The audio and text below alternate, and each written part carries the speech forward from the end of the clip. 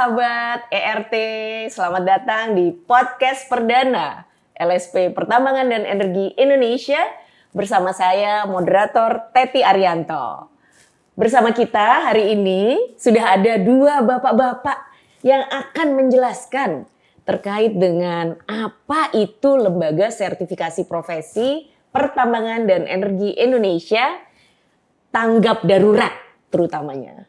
Kami persilahkan kepada Bapak yang berada di sebelah kiri saya, Pak Kunjung, untuk memperkenalkan diri. Oke, terima kasih Bu Teti. Saya Kunjung Masehat di Kelembagaan LSP Tanggap Darurat dan Pertambangan Energi ini Indonesia, berposisi di Dewan Pengarah. Dewan Pengarah. Di Dewan Pengarah kita ada 4 orang. Saya salah satunya anggota Dewan Pengarah. Saya sebenarnya adalah baru selesai menjadi ketua BNSP yang diangkat dari 2018 sampai 2003. Badan Nasional Sertifikasi Profesi ya Pak? Ya. Oke. Bersama-sama dengan teman-teman, Ya. tentunya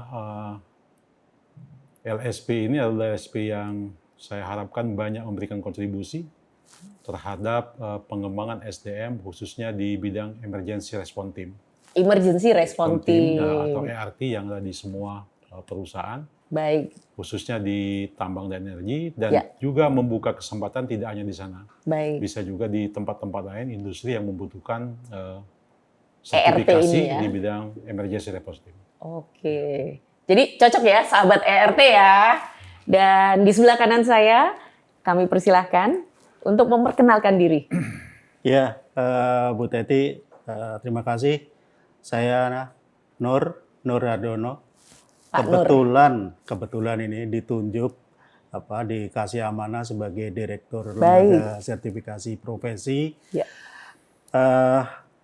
Di bidang minerba, khususnya kami subsektornya minerba, mineral dan batubara. Oh, baru saya mau tanya tuh Pak. Saya sebagai perintis pada saat itu, standarisasi tahun 2000-an lah Bu.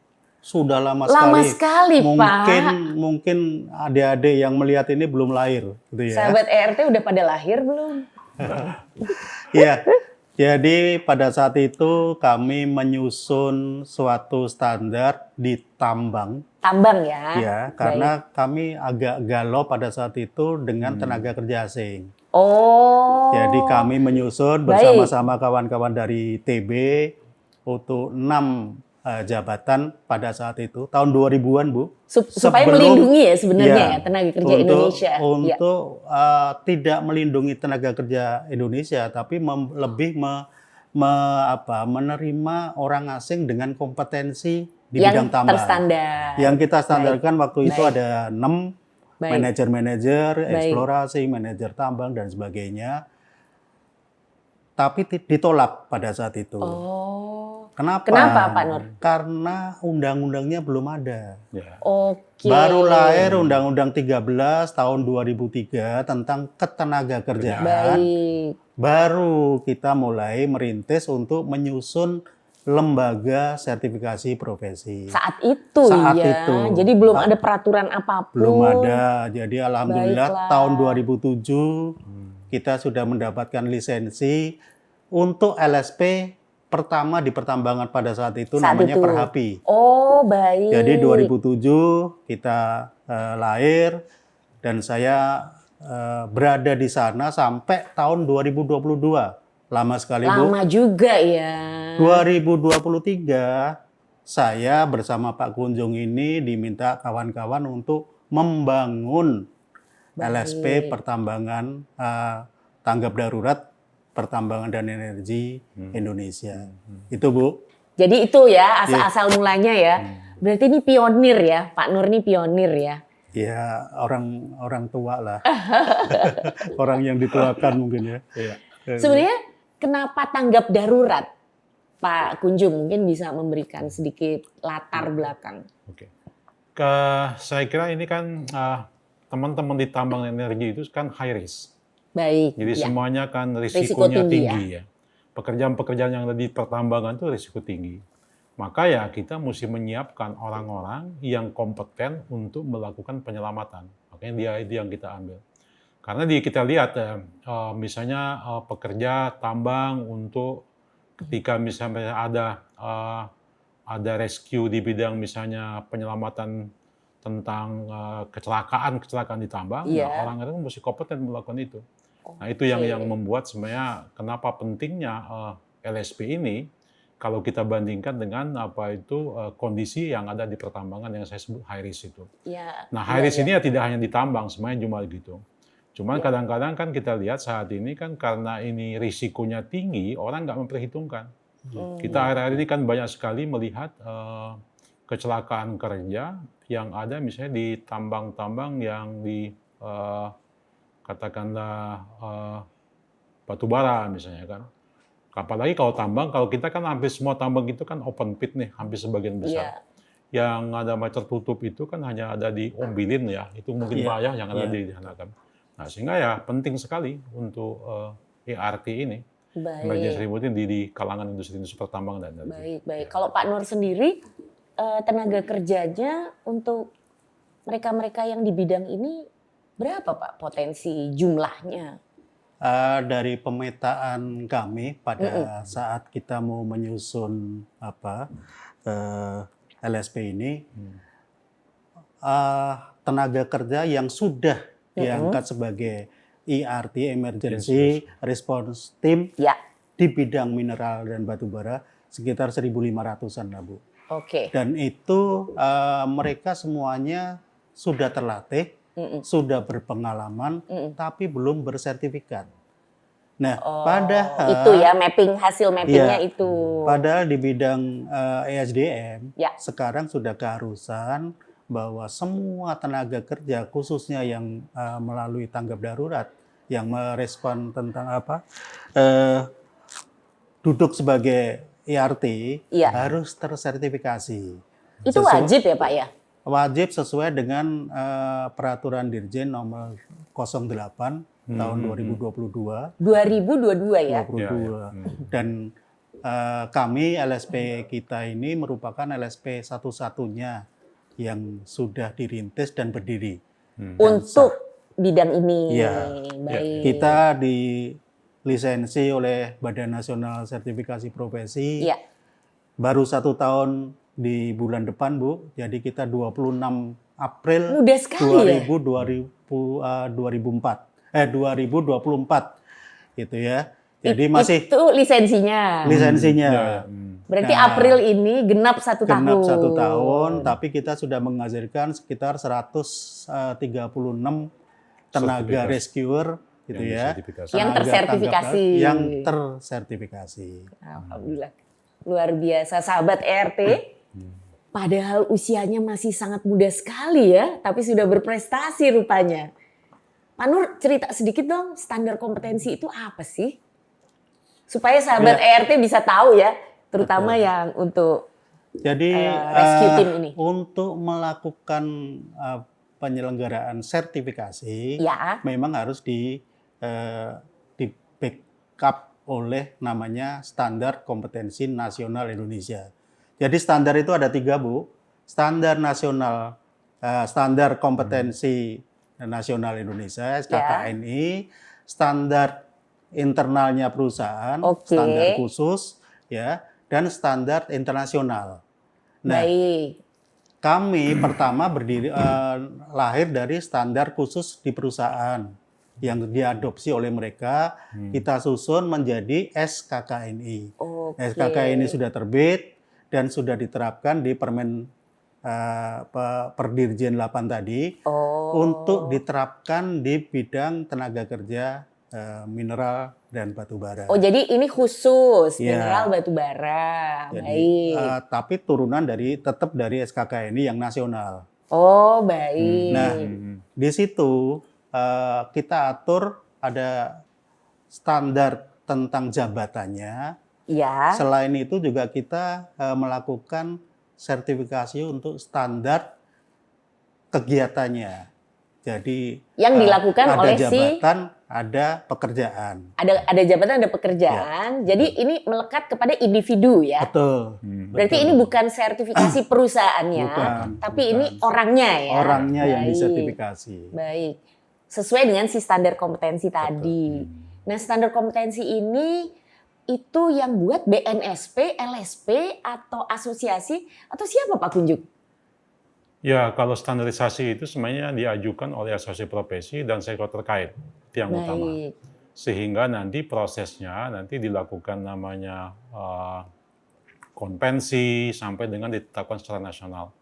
Nah, ketika diberlakukan SKKN ini kan tentunya SKKN itu dilakukan pengesahan atau ditandatangani oleh Menteri Ketenagakerjaan. Jadi dia memang sektornya dia mengarah kepada bagaimana Karena tenaga profesi kerja tenaga ya. kerja. Baik. Nah, itu yang nanti dilakukan oleh sektor. Nah, tetapi apa yang saya tambahkan sedikit bersama oleh Pak Nur tadi, Iya. standar ini kan sebenarnya kalau kita posisikan itu kan minimal requirement. Oke. Dia dasarnya ke sana. Standar minimal. Jadi ya, Iya. ketika orang disertifikasi sebenarnya nanti diacu sebagai acuannya adalah standar sebagai skema yang diturunkan oleh standar tersebut. Jadi ini acuannya Ya, yang acuannya dipakai. begitu ya. Iya. Pak Nur kan tadi Pak Nur bilang bahwa sebenarnya standar ini diambil dari perusahaan. Iya. Sementara perusahaan kan ada yang skalanya kecil, menengah, besar. Ya. Jadi Ya. apakah ini yang dimaksud Pak Kunjung tadi Iya. standar minimal? Standar minimal. Kalau perusahaan besar Ya, mempunyai standar yang lebih tinggi, ya. ya alhamdulillah. Berarti dia Dia lebih sudah di atas. berarti dia sudah Sudah memenuhi. melampaui. Oh, dia sudah melampaui. Sudah memenuhi standar. Baik. Mungkin ini perlu dicatat oleh sahabat ERT ya, bahwa kalau Anda perusahaannya sudah menerapkan yang lebih tinggi, nggak usah takut untuk disertifikasi, iya kan? Iya, betul. Oke, kalau gitu. Jadi dalam pandangan pemerintah nih, mungkin Pak Kunjung sebagai Ketua Badan Nasional Sertifikasi Profesi sebelumnya, apakah ada aturan yang benar-benar mewajibkan selain Perdirjen tadi untuk mereka-mereka yang berprofesi di tanggap darurat ini? Kalau soal mewajibkan, sebenarnya ada beberapa yang memang di sektor pertambangan dan energi itu yang diwajibkan. Contohnya tentang K3, Pak ya. Ya. K3 kan baik. wajib. Tapi kalau kita lihat struktur di organisasi yang di perusahaan, biasanya yang kita ketahui, ERT itu kan bagian daripada K3, Pak. K3. Oh, jadi bagiannya.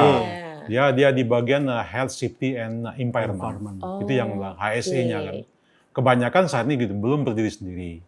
Tapi ya kalau memang saya kira kalau kita lihat perkembangan saat ini kan tentang lingkungan ini kan sangat ini sekali. Bisa menjadi nanti divisi tersendiri, kita harapkan perusahaan-perusahaan besar juga melakukan itu kan. Jadi lebih spesifik Ya, lebih begitu spesifik ya? kan. Nah, itu yang diwajibkan. Nah, tapi beberapa yang disampaikan Pak Nur tadi kan sektor itu kan menentukan. Ya. Apakah itu diwajibkan atau tidak kan sektor semua yang tahu. Nah, Baik. kalau ERT, kalau tadi Pak Nur sampaikan, sebenarnya kan ada ketetapan kementerian, khususnya Perdirjen menyatakan ini ya udah suatu, walaupun belum kayak K3, saya kira wajib juga dilakukan mereka. Baik. Kan itu. Baik. Nah, itu yang kita lihat. Baik, Pak.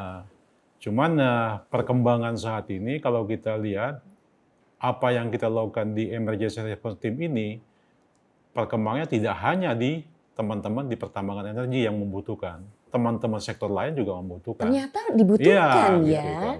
Dibutuhkan juga. Boleh kasih contoh sedikit nggak, Pak?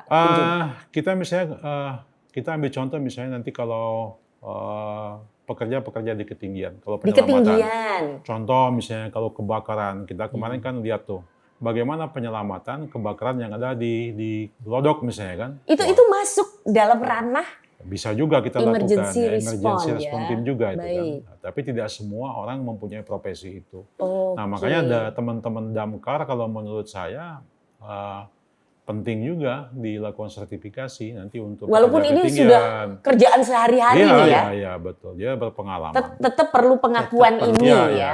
Tetap perlu pengakuan Bukti ini. bahwa dia kompeten pada bidangnya. Itu yang paling penting. Iya. Jadi artinya kalau memang sudah sehari-hari melaksanakan, Iya. tinggal mengacu sesuai standar atau belum gitu ya. Ya. Mungkin Pak Nur bisa jelasin kalau tadi tuh standar ada yang ditetapkan, terus ada yang diberlakukan. Iya.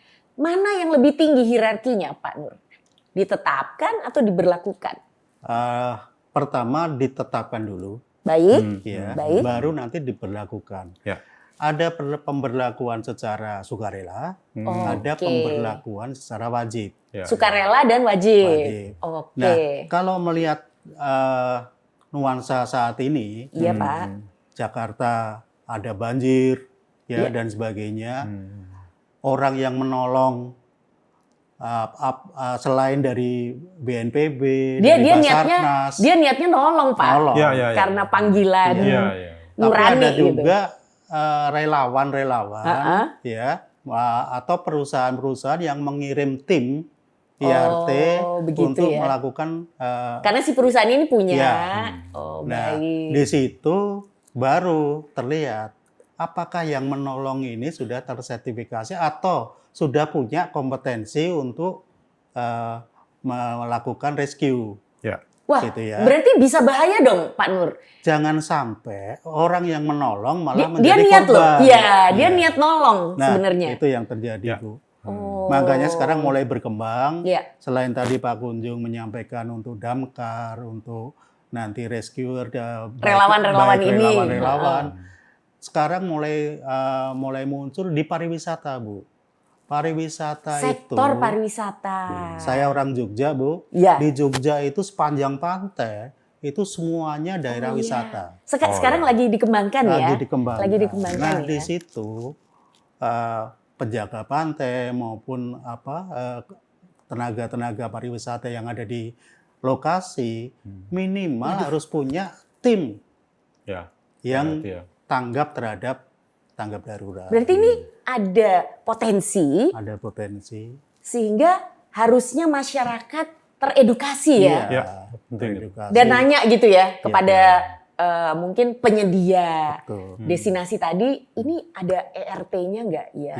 Waduh. Mereka sudah pengalaman. Ya.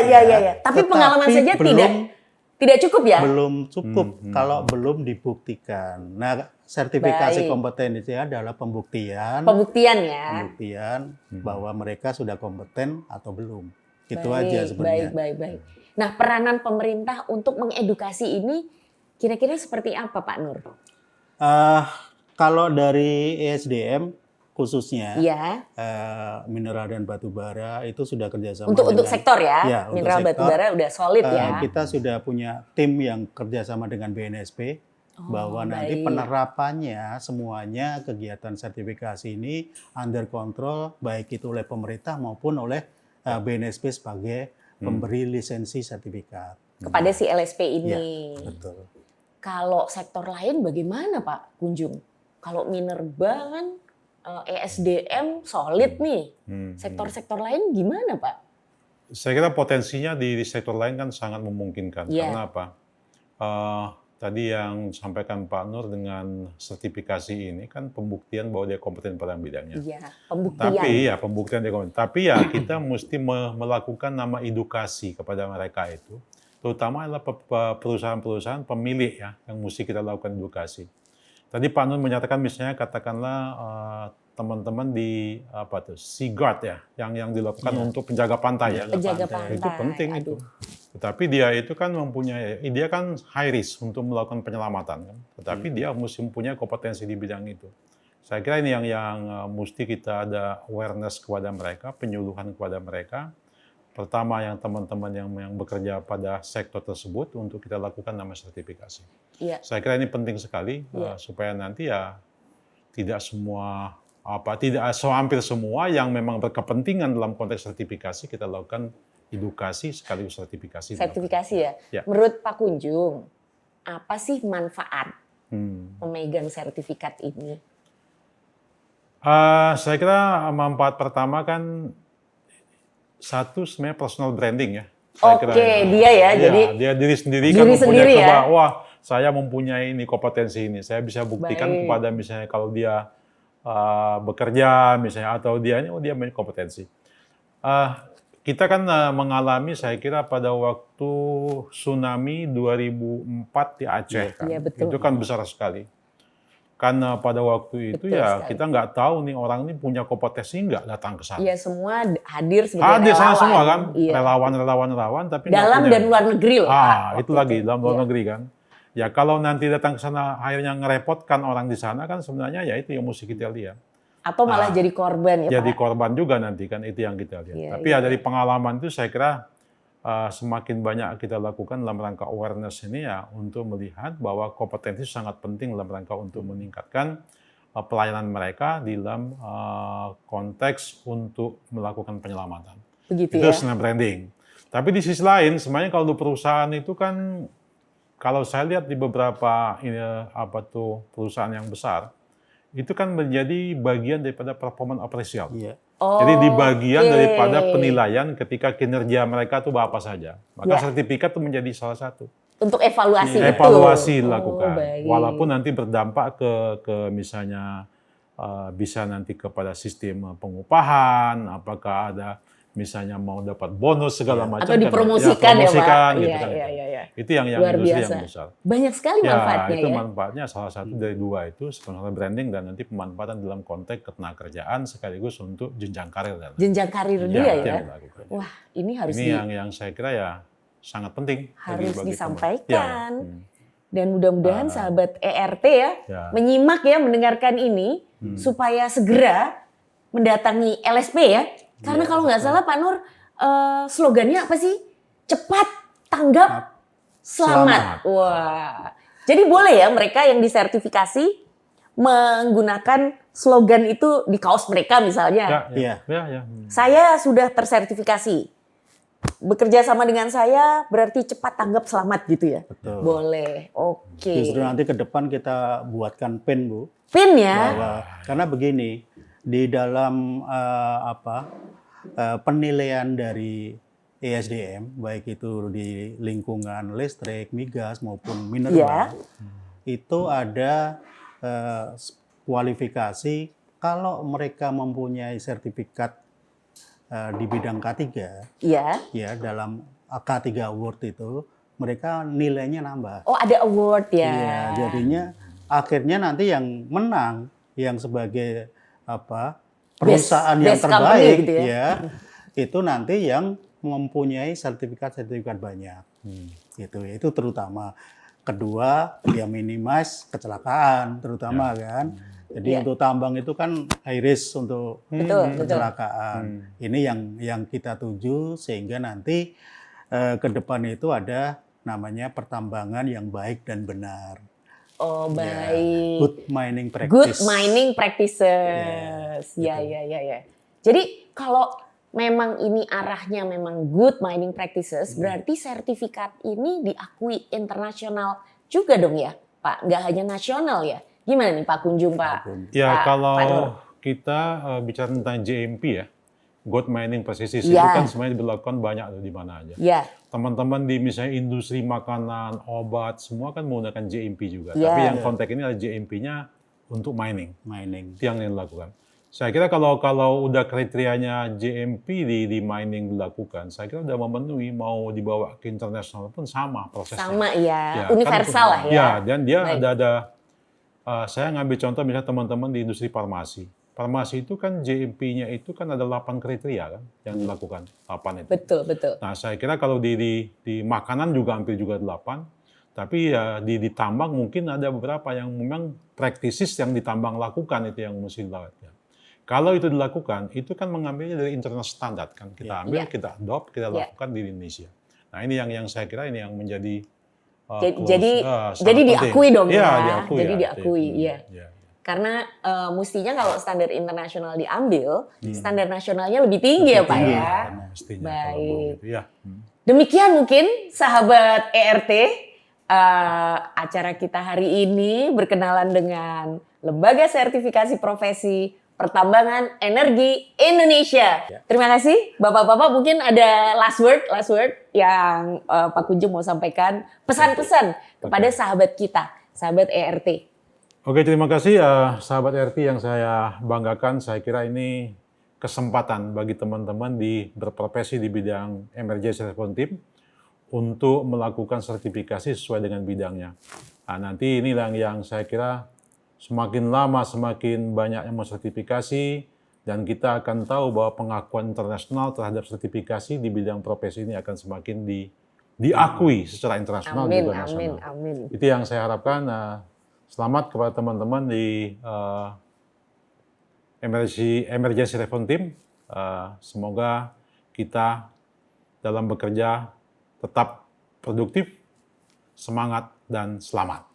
Yang Terima kasih. penting itu selamat. Iya, Pak Nur, silakan. Ya, kita di tambang ada tahapan-tahapan untuk tanggap darurat. Yang pertama adalah deteksi dan peringatan.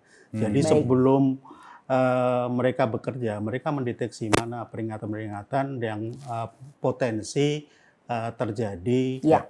eksiden dan sebagainya. Kedua, mereka setelah mendapatkan data tadi, evaluasi dan analisis. Ya, Baik, ini yang itu tahapan dilakukan berikut, kawan-kawan tambang. Kemudian dari hasil itu pengambilan keputusan. Ya. Daerah sini harus dijaga, diperbaiki sehingga tidak terjadi kecelakaan dan sebagainya. Baru kalau terjadi kecelakaan ada emergency response team tadi yang turun ke lapangan. Dan terakhir adalah memantau, mengevaluasi kegiatan-kegiatan yang sudah berjalan. Mungkin itu yang sudah diterapkan di subsektor minerba, Bu. Oh, baik. Sebenarnya tahapan-tahapan inilah kompetensi kerja itu. ya di dalamnya. Oke, sahabat ERT, kita akan akhiri podcast pada hari ini. Kita jumpa lagi di podcast LSP Pertambangan Energi Indonesia yang berikutnya.